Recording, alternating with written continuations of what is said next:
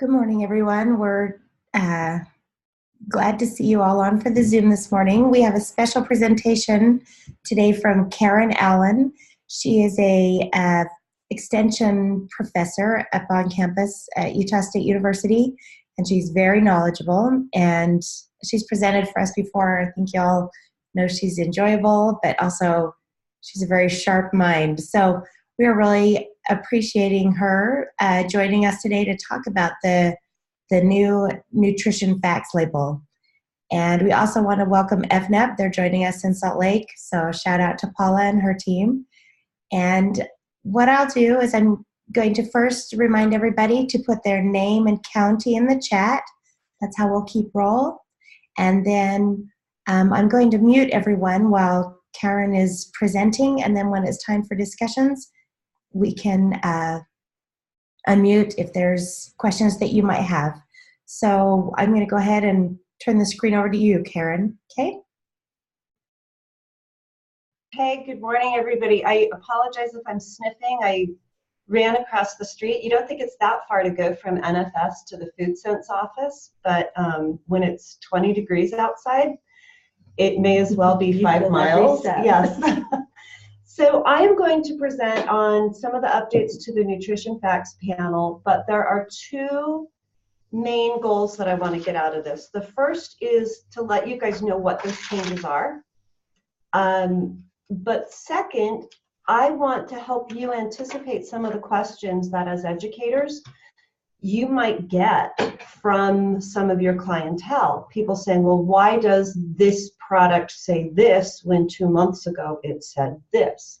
So I want to help you anticipate some of those questions and maybe give you some context so that you can answer those questions as they come up.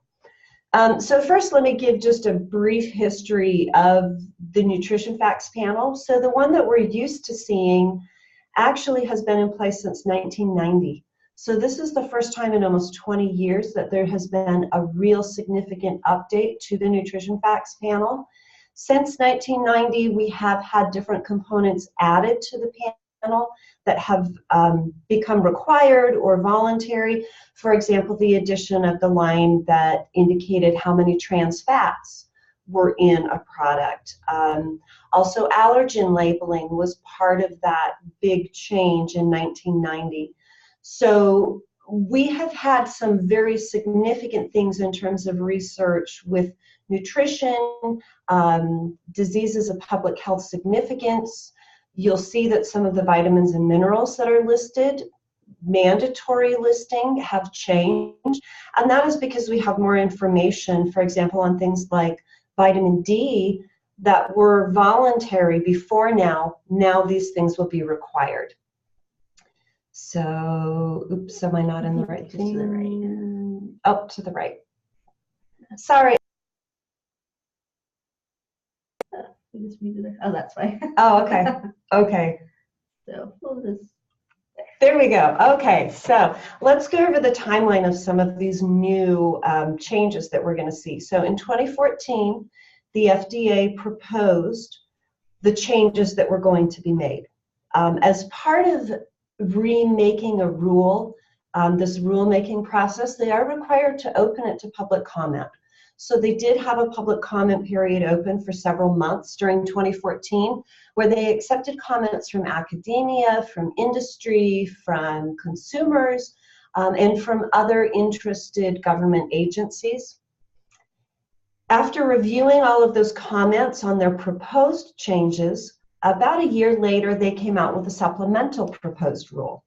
So that was because they found that there were some significant comments that were addressed in that initial proposed rule that they really needed to go back and do some significant changes on how they were going to implement this new Nutrition Facts panel. So for that, they opened up a second comment period that again went for a couple of months into late 2015.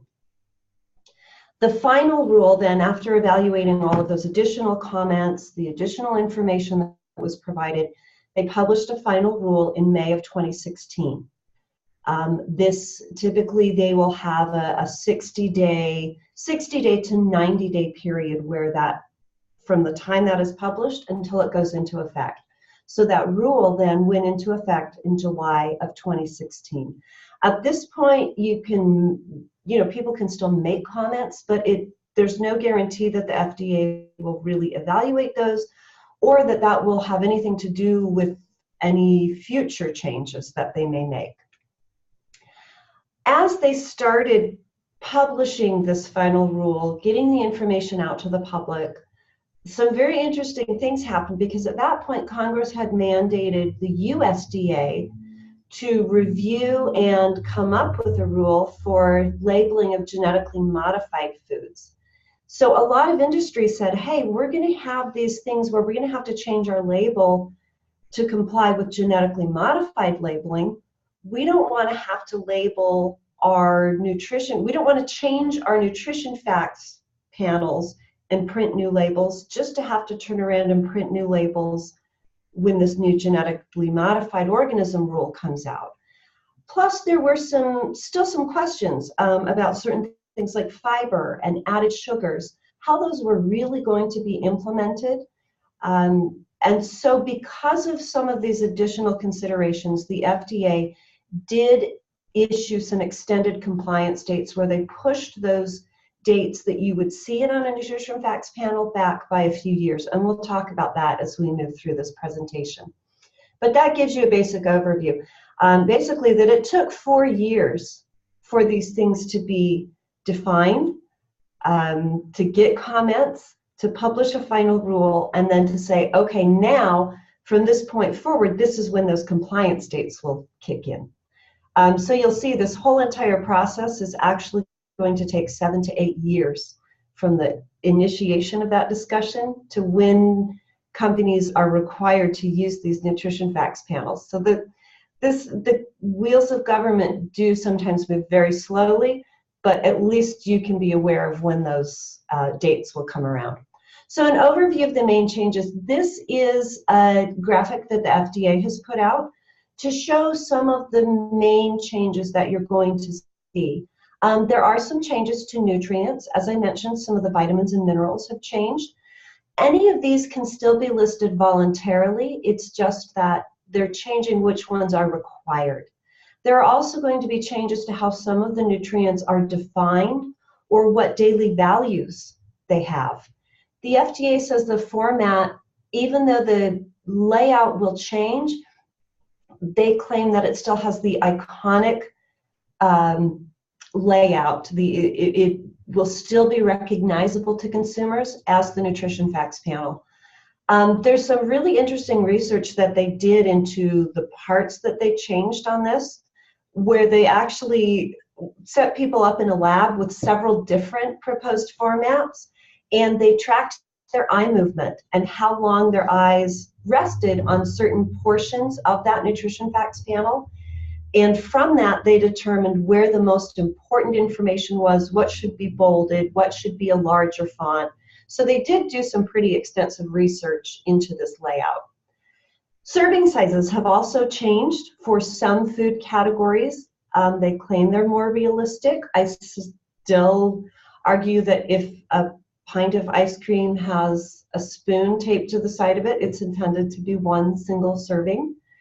But at least we're getting closer on some of these.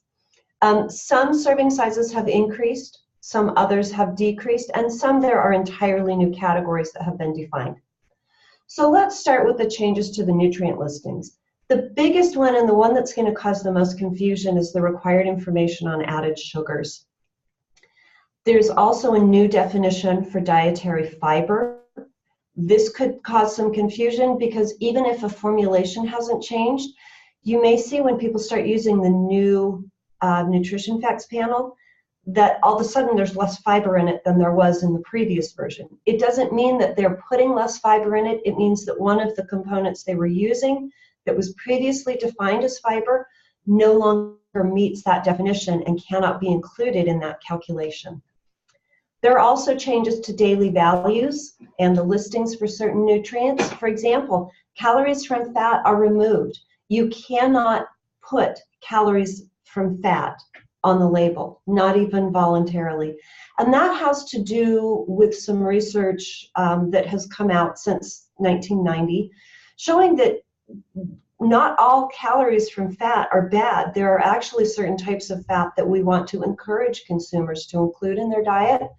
And the feeling was that by including that line with calories from fat, it may discourage people from choosing things, for example, avocados or something that has avocado in it, something with a lot of polyunsaturated fats. It may discourage them from choosing that specific food because of the number of calories from fat. We're finding that the thing we maybe need to discourage are some of those refined carbohydrates more so than fat. So that is not even allowed, not voluntarily. You will never see it on a nutrition facts panel once these new requirements go into place. Potassium is now required. Vitamin D is now required. Even though a lot of foods that we consume don't contain vitamin D, it is going to be required for all nutrition facts panels. Vitamins A and C are going to disappear. They don't have to list vitamin A or C. Previously, those two nutrients were required. Now, any food manufacturer, for example, an orange juice company, could still list vitamin C content because their food is naturally high in vitamin C. So those things can still be voluntarily listed. But in terms of those required nutrients, potassium and vitamin D will take the place of vitamin A and C on the bottom part of that panel. So let's talk a little more about the added sugars. Added sugars, the way the FDA has defined this, is sugar that is added for sweetening a product. This includes any source of mono or disaccharides or other short chain carbohydrates that can sweeten a product. That includes syrup, maple syrup, honey, some uses of fruit juice. If you're using fruit juice to sweeten a muffin, there's a certain percentage of that fruit juice that has to be listed as added sugar. Those calculations get pretty complex, but it's important to understand when you're answering consumer questions that any of these sources could show up in that added sugar label or that line. Sugars that are naturally present can be excluded. So, for example, if you have something like a jam or a jelly that you're basing off of a fruit juice, the fruit juice, the sugar in that juice would be considered naturally occurring. The sugar then that you add in the process of making that jelly would have to be listed as added sugars. But what was there inherently in the product doesn't have to be listed. For example, let's say a blueberry muffin.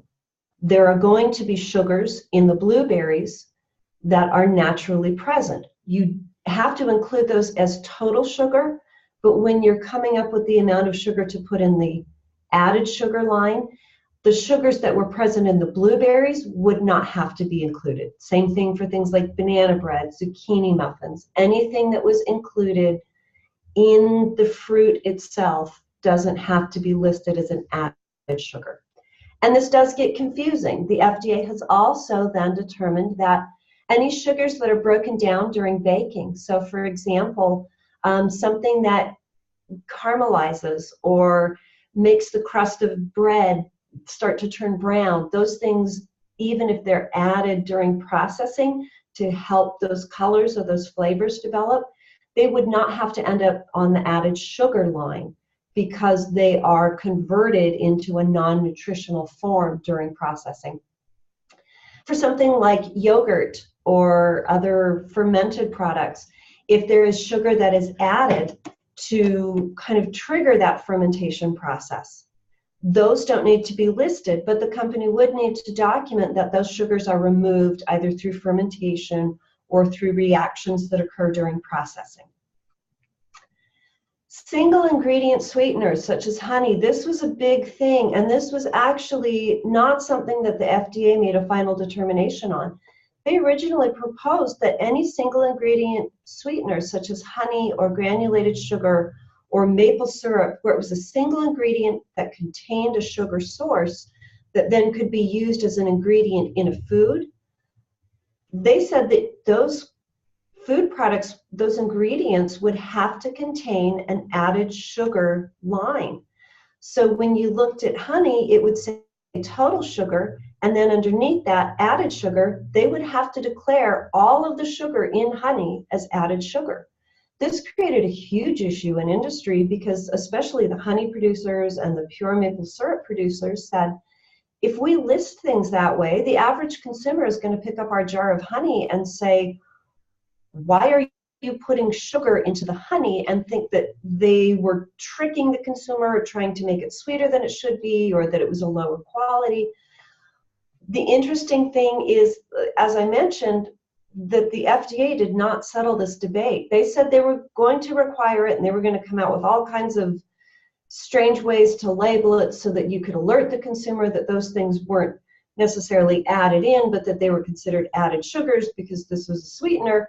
So Congress stepped in with the most recent version of the Farm Bill, and there is actually in this congressional act, the Farm Bill, that makes appropriations for all different kinds of USDA programs and other things. Here's one single line that says, the FDA cannot require any single ingredient component such as honey, maple syrup, agave, or granulated sugar to include those sugars in an added sugar line.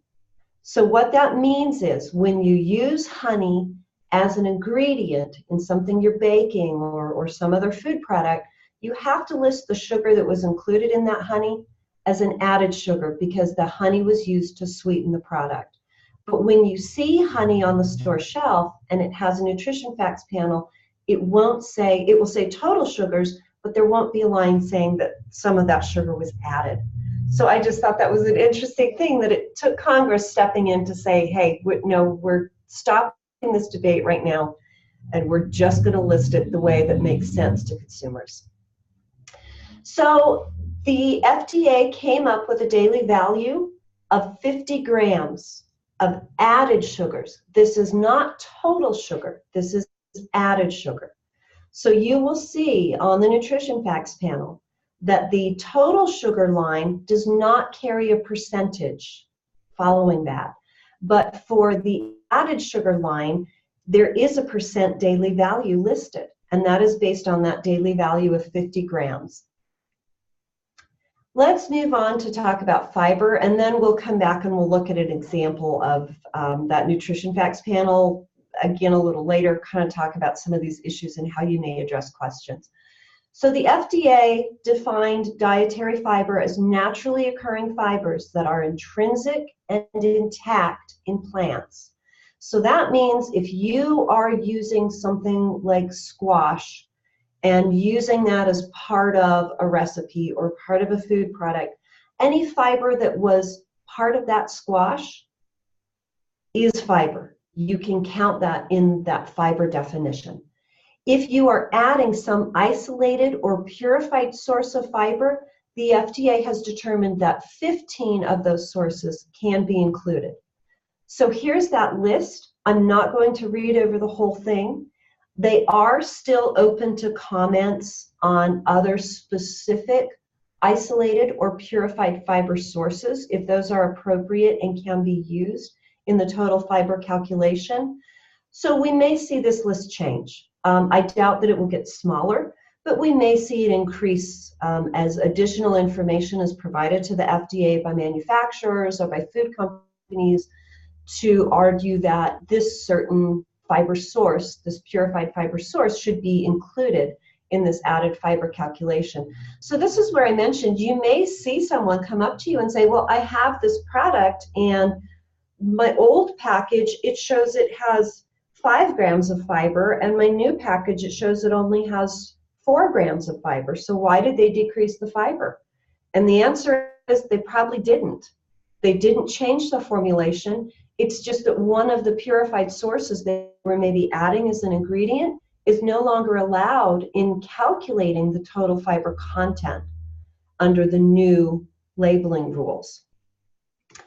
So I do have these, and I can send this out just as a PDF as well, because I think this is helpful to have a comparison, not just what the new requirements are, but in comparison to the previous requirements. So I don't want to go through this line by line, but I do want to point a couple of things out. The daily recommended value for calories has not changed. Total fat, now they're actually, the target value is 35% of calories, or 78 grams, where the previous daily value was 30% of calories. That is actually not because they necessarily wanted to increase fat, but because they found it was important for them to decrease total carbohydrate. So total carbohydrate went from 60% of calories, or 300 grams daily, to 55% of calories, or 275 grams. Because of that one change, they had to put that 5% somewhere, and they felt that it was more consistent to increase the daily value for fat than to add that 5% onto some other nutrient. So that's why fat went up. Not because they're encouraging us to eat more fat, but because they're encouraging us to eat less carbohydrate, but the 2,000 calories is remaining the same. You'll also see on here the added sugar, that daily value of 50 grams and 10% of calories. That 10% of calories is part of the 55%, or the 275 grams of total carbohydrate. It's not in addition. It's a subset of that 275 grams. You can see other things on here: sodium decreased, calcium increased, potassium increased. So this chart you can actually use to go through and have that comparison side by side of how things are going to change. So this can help wade through some of the confusion, because as we see nutrition facts panels change, they're not supposed to start using the new daily values and those new targets until they switch to the new format. So that is why you probably won't see changes in terms of the percentage of calcium that's listed. You won't see that change until they switch to the new format. So that's an important point to make if someone comes up to you and says, hey, I have these two products, and now this one, they're exactly the same, I think, but now this one has this new label on it, and all the daily values have changed. This at least can help you provide some context for why that has happened. Okay, and then this just goes through some of those other, some of the minor vitamin and mineral listings that can be included voluntarily.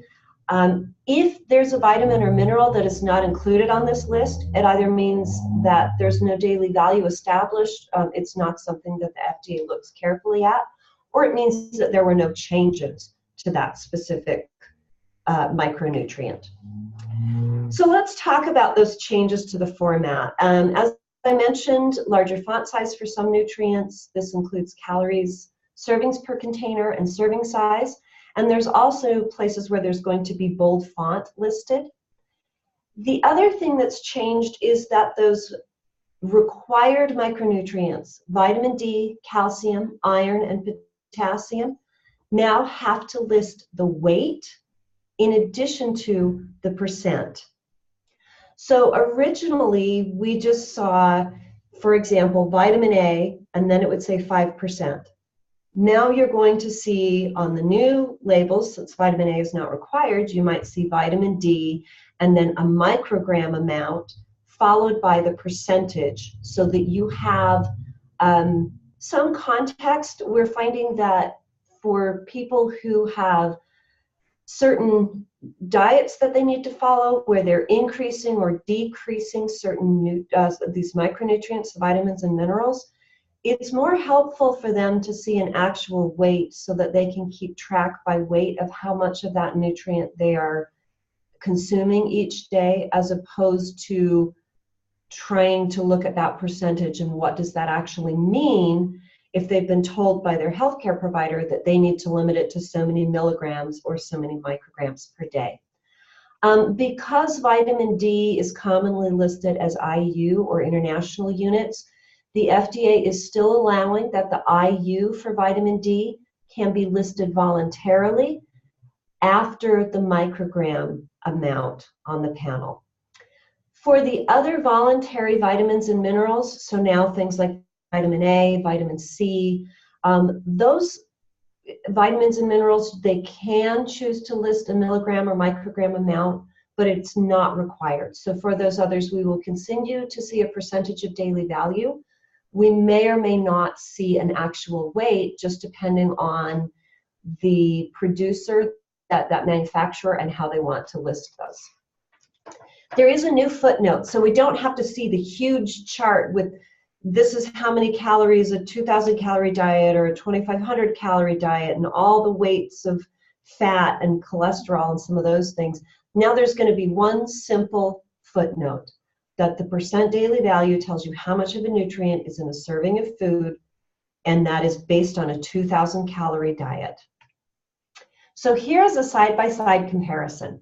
And you can see it is still recognizable, but there are certain components that are more likely to catch the consumer's eye.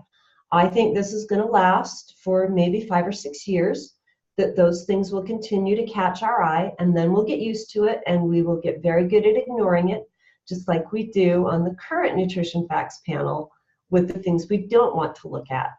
But you can see that layout still very similar. No one's going to mistake what this is. It's obvious it's the Nutrition Facts panel. Hopefully, though, this will help inform, at least in the near future, inform consumer decisions a little more accurately. It will help them understand what parts maybe they need to focus on, and mostly. So the calorie count, the serving size, so they can make sure they're being realistic with those servings, even though the FDA is not. Again, like I said, that pint of ice cream has a spoon strapped to the side. That is a single serving, right? Okay, so let's talk about those changes to the serving sizes. The FDA has a table called a RAC table, or a reference amount customarily consumed. So in the code of federal regulations, there's this table that goes through and lists for this type of baked good, a rich cake or a light cake, like an angel food cake or a cheesecake. They break it down and get pretty specific. They have reference amounts customarily consumed, or RACs, for a lot of different types of food categories. They have updated some categories, and they have created new categories for things like appetizers, breath mints, and seaweed sheets. Seaweed sheets is something that in the 90s, people went out to sushi, but we didn't have a lot of people that were buying seaweed sheets and making it at home. It wasn't something that there was a real demand for. Things have changed in the last 15, almost 20 years now, and it was determined that that is something they needed a serving size for. Breath mints, if you think about it, it used to be by weight, so the serving size of something like a Tic Tac was like 20 pieces. So they still list the serving size for breath mints by weight, but then they also give the manufacturer the option to list it by piece.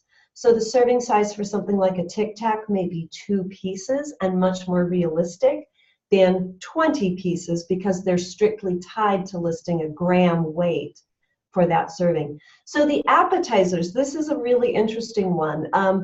The USDA regulates food products that have more than a certain percentage of meat. So for a type of food that was considered an appetizer, like a pizza roll that had pepperoni or sausage, that was regulated by the USDA, they had a separate category for appetizers, which was a smaller serving size than a full meal. So a frozen French bread pizza with pepperoni was a full meal. But a pizza roll with pepperoni, they had a smaller serving size because those were intended to be used as appetizers. The FDA did not have that same distinction. So for those pizza rolls, if they were a cheese pizza roll or a vegetarian pizza roll that fell under FDA jurisdiction, there was no appetizer category. So you had this weird situation where in the same production line, you could have one package that was vegetarian or cheese-based that had to have this huge serving size, and then you could have the pepperoni or sausage or combination version, with this smaller serving size based on the USDA definition of appetizers. So the FDA, they were petitioned to make that change to follow the USDA's practice of allowing this appetizer serving size, and they agreed. So that is why you're going to see some of those changes to certain types of, especially some of those frozen foods, is because they fit into that new appetizer category. But it's really to make it consistent with what the USDA was already doing. So a serving size, a single serving, is not going to be strictly tied to that reference amount. Packages that contain up to 200% of a serving can be considered a single serving and labeled as such. Previously, there were some different rules for this. This is the new cutoff, is 200%. Larger packages between 200 and 300%, so 2 to 3 servings, are now required to list per serving information and per package information. So the example that the FDA has given of this, and here we get back to that ice cream issue, there is a current serving size of a half cup is the serving size for ice cream. The new serving size is now 2/3 of a cup, but because of that pint of ice cream, previously would have been 4 servings, they only had to list per serving. Under the new rules and with the new serving size, that pint of ice cream that is 2/3 of a cup, a pint now contains 3 servings, and under this new requirement, they will have to list per serving and per package. So we finally get to know what it actually is that we're eating when we grab that pint of ice cream. So here's an example of what that will look like. You can see this example lists per serving. If a serving size is 1 cup and there are 2 servings in that, they will be required to list a per serving and a per container line so that there is information that helps inform the consumer more accurately. So when will we see this on foods? With those extended deadlines, large companies have to comply by January 1st of 2020. So large companies are those companies that are doing more than 10 million in sales. The smaller companies, less than 10 million, have an additional year, so until January 1st of 2021. Now, for very small companies, there are certain situations where they can be exempt from carrying nutrition labeling. That is still going to be the case. So you may not see nutrition facts panels on all types of foods. But if a very small company that would otherwise be exempt chooses to have a nutrition facts panel, it must be in the new format by 2021. Companies can voluntarily switch to the new format at any point.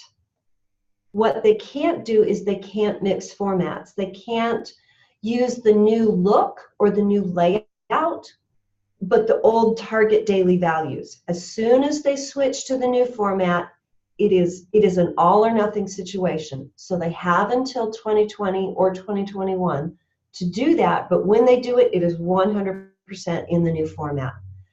So this could potentially create a lot of confusion for consumers.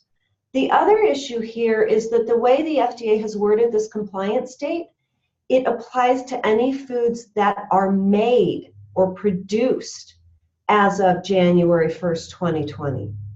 So if you think of something like canned green beans, for example, that may have a 5-year shelf life, we may continue to see canned foods, especially for another 3, 4, 5 years into, clear into 2025 or 2026 with that old nutrition facts panel format. That is because that food was produced before this compliance date. So it doesn't mean that the company has to call all of that food back that hasn't been sold and put the new panel on it. It means anything they produce from that day forward has to have the new one. So we are currently seeing the new format on some foods. On other foods, it could be another 6 or 7 years before we actually see the newly produced foods showing up with that nutrition facts panel. This is an important point because it's going to cause a lot of consumer confusion. especially, as I mentioned, as those daily values change and they start to see packages on the shelf with both the old format and the new format with different percentages listed, different nutrients listed.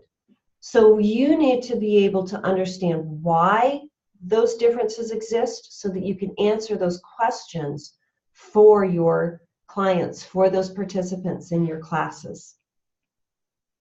So I wanted to give you some links to some FDA resources. They actually have a pretty good website. So this is designed to be used and provide information for consumers and healthcare professionals, including dietitians, NEAs, people who are giving any type of dietary information out. This webpage is a wonderful resource, and they actually have quite a few things. So this is the link to it. We will be sending out a copy of this presentation in some version, and I will make sure, whether that ends up being a PDF or the actual PowerPoint, that this link is active so that you don't necessarily have to go searching for it. But it is fairly easy to find on the FDA website. If you click on food and then look for information for healthcare professionals, this is one of the first things that will pop up, is a link over to this page. So here are a couple of screenshots, and again, I apologize that they're blurry. I wanted you to be able to see some of the things that are available on this page. There is a Nutrition Facts Label online that you can click on. It's an interactive tool that will step you through all kinds of information on what the changes are, how it's actually going to be implemented, what you can expect. There's a game, Whyville, where this is designed for kids, that they can actually click on this and go in and kind of walk through making food choices, and they'll see those nutrition facts panels, that nutrition information pop up. One of the best resources, though, if you look over on the right half of the screen, is the food facts, the nutrition facts sheets. There are a couple of wonderful fact sheets that the FDA has put together, and these are both available in Spanish as well, the two that I'm going to show you, that will help you, that you can rely on as a resource as you're trying to answer those questions that your clients may have. So this first one I want to show you is the new and improved Nutrition Facts Label Key Changes.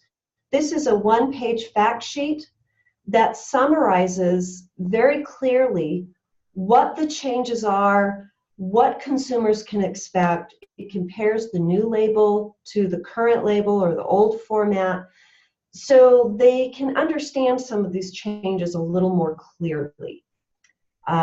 The next one is actually more of a fact sheet type document. It's the new and improved Nutrition Facts Label. This is a two-page fact sheet. Here's a screenshot just of the top of it, but it does give a lot of information. And again, I apologize that this is blurry. It's the dangers of trying to pull PDFs into PowerPoint. It just doesn't work well. But it does give information on the transition to the new label, what is new on this label, what changes they will see. So we will make sure that when we send this out, these resources, I can include a copy of this.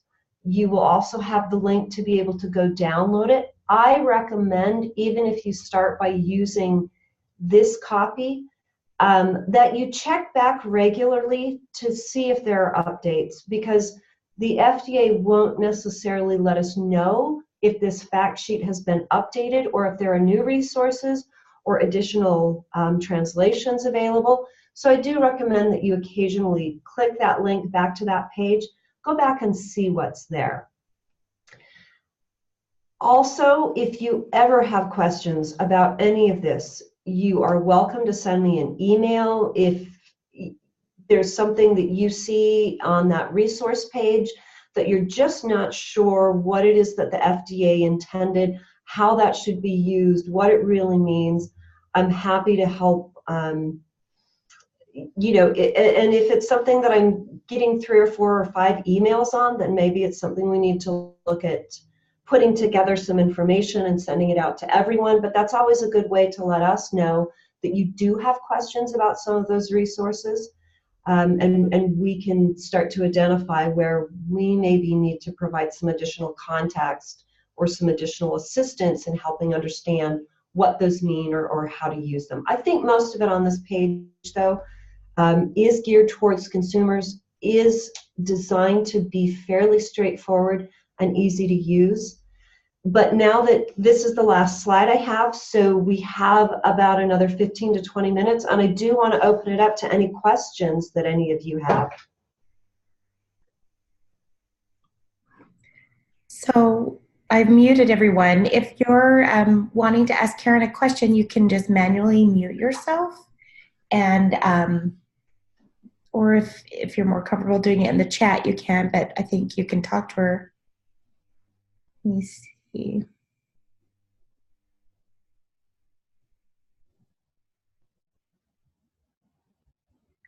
Are there any questions?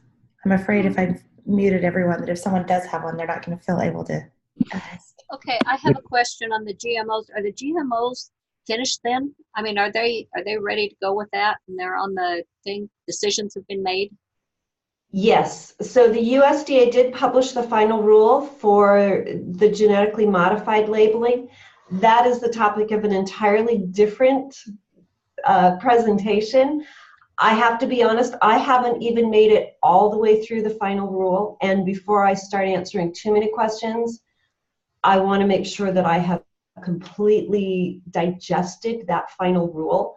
Sometimes the legalese is really, you have to give it 4 or 5 readings for it to really sink in, and the problem is they are very behind the ball putting out any guidance documents or fact sheets with the genetically modified issue because of the government shutdown. And I expect that with the backlog in inspections and other issues that we're seeing both with the FDA and the USDA because of this, we really can't expect to see too much in terms of guidance or other information on those GMOs. Probably until mid-year. I really wouldn't expect it. But as I am able to go through and digest that, I can put some information together and send that out. I can send it out through Food Sense. I can send it out to the FCS lists. Maybe, Kathy, we should do a fact sheet or something. So there are a lot of different options for how we can get that information out there. But unfortunately, I don't have a final answer yet, other than to say, yes, the FDA has issued a final rule, and I still need to work through it. That'll be a great topic to have in 6 months or so, right? Yes, I think that sounds like a great summer topic. Yeah. when it's easier to walk out of my office and across the street. Exactly. At least we have air conditioning now in all the offices there, so it wouldn't be too bad after you walk across. Well, I could maybe just move my entire office over here because we have a hard time with air conditioning in our building. Yeah, that's true. Karin, I have a question. So what would you tell everyone would be probably like the number one or the top couple items to share with the population? So I think just addressing the fact that there's going to be a new format, and that it can be, depending on the type of food that they're buying, if it's a frozen food or a canned food, they may not see that new format for a few more years. If it is a loaf of bread, they're going to see it definitely by 2020 or 2021, because that's something where we don't make it and store it for 5 years before it hits the store shelves. So I think just clarifying that depending on the type of food, it may be a while longer before we actually see those things show up, but to expect it. And then I think the other thing to point out is that there are some differences in the nutrients that are listed, in the way they're listed, and in the serving sizes. So if they see changes, if they have one package with the old label and one package with the new label, they're going to see some differences in the percent. They're going to see some differences.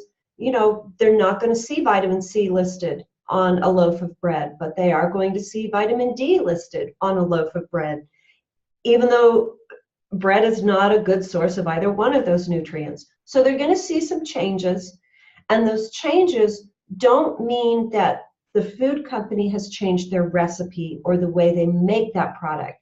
It means that the FDA has changed the standards for how those things are listed or how much of a certain nutrient they recommend you get in a day. So I think those are the main points. Rather than trying to dive into the specific differences, just give that general information.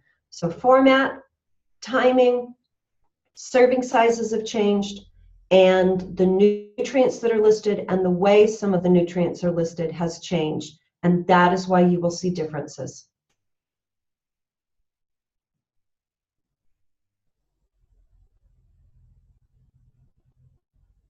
Okay, anybody else?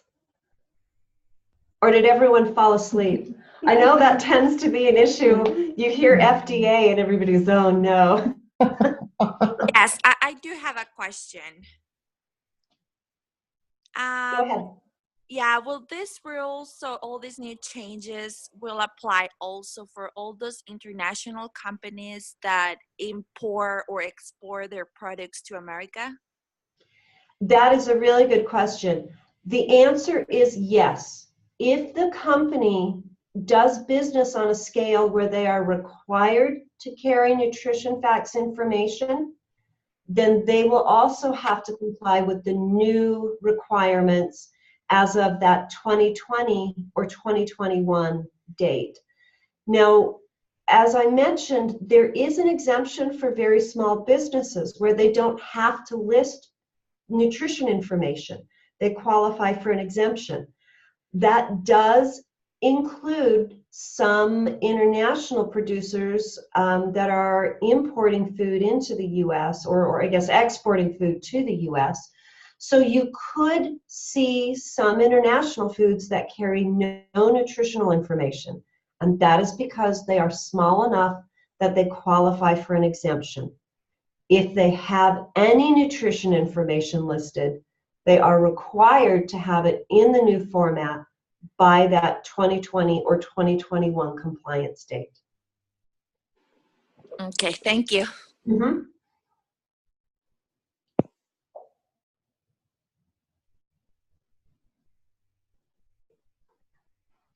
I have a comment more than a question. Sure.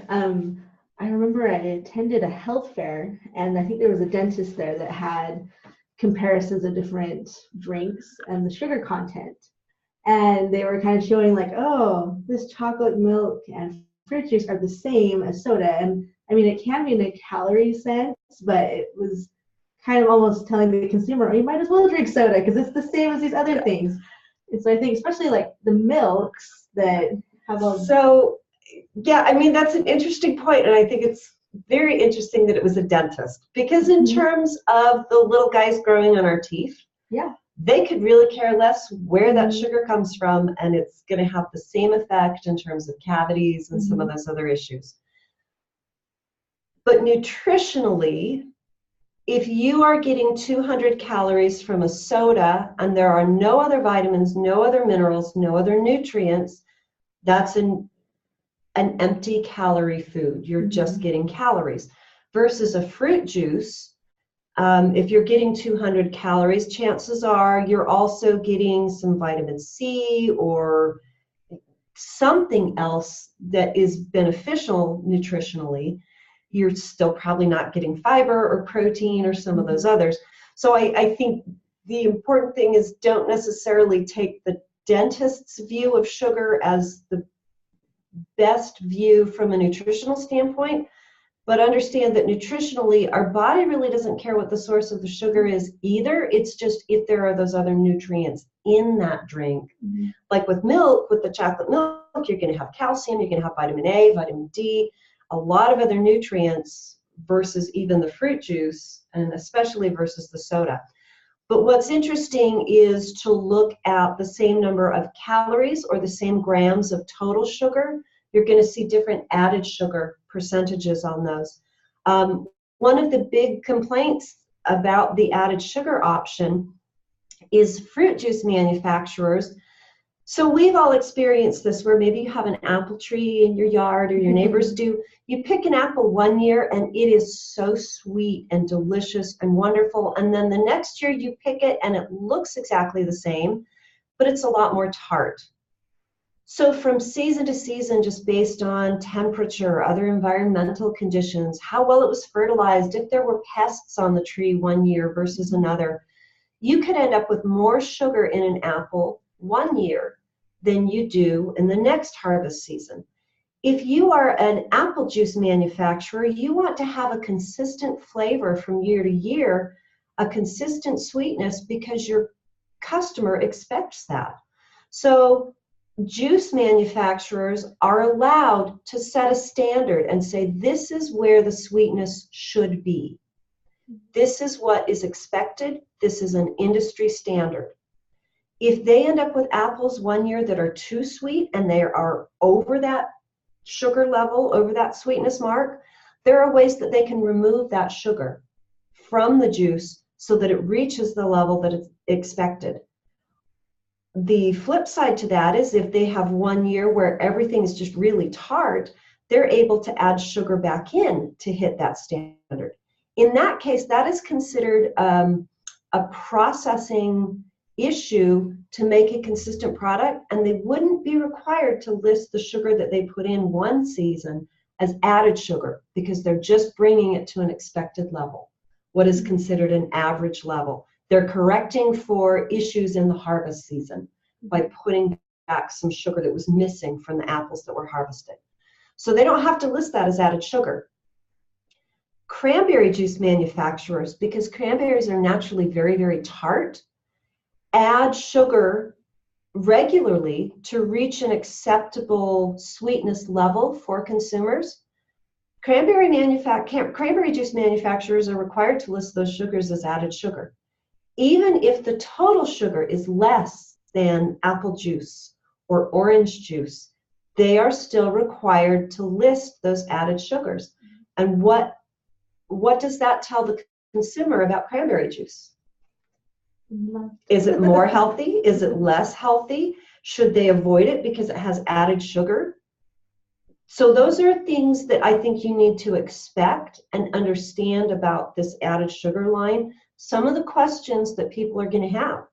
So for me, the answer is, well, it's cranberry juice. And if it has less total sugar than orange juice, but still the same amount of vitamin C or some of these other vitamins, and you prefer it, then go for it, because that sugar at that point, that added sugar line isn't as important to consider as the total picture. What about, something like yogurt that has a lot of beneficial fats, it has a lot of calcium, but maybe they sweeten it a little to make it acceptable. And somebody could say, well, that has the same amount of sugar now as a candy bar. Are you going to say, well, then you can pick either of them? Or are you going to say, well, yeah, the yogurt is a better choice, and we added some sugar to encourage people to eat it because we expect things to be sweet. So just keep all of those things in mind, because with this added sugar line, you're going to get those questions a lot more often. When juice manufacturers sweeten their product, do they use juice, or what do they? Is it proprietary? So when juice manufacturers sweeten their juice, they are required to use sugar that is identical to the sugar that would be in the fruit itself. So in fruit, we have a mixture of 2 monosaccharides and a disaccharide typically. So we have fructose, we have glucose, and we have sucrose in some percentage.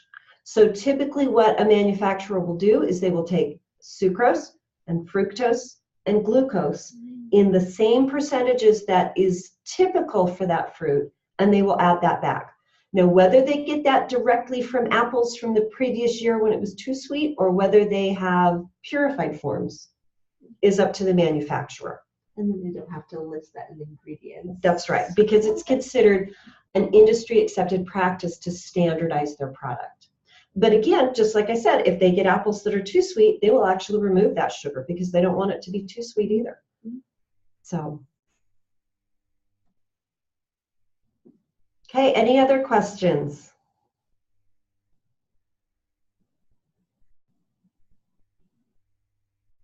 I just want to remind everybody to put their name and their county in the chat box, so we'll have that information. And if there are no more questions, my gosh, Karin, thank you so much. You're such a brilliant source of this information. We love having you as a resource for us. If there are any other questions that come up, you can always email me and I'll forward it to Karin, or you can reach out to Karin at karin.allen@usu.edu. It's Karin. And if there are no other questions, then we'll end this meeting and we'll see you all later. Thanks again, Karin. Thank you, Karin.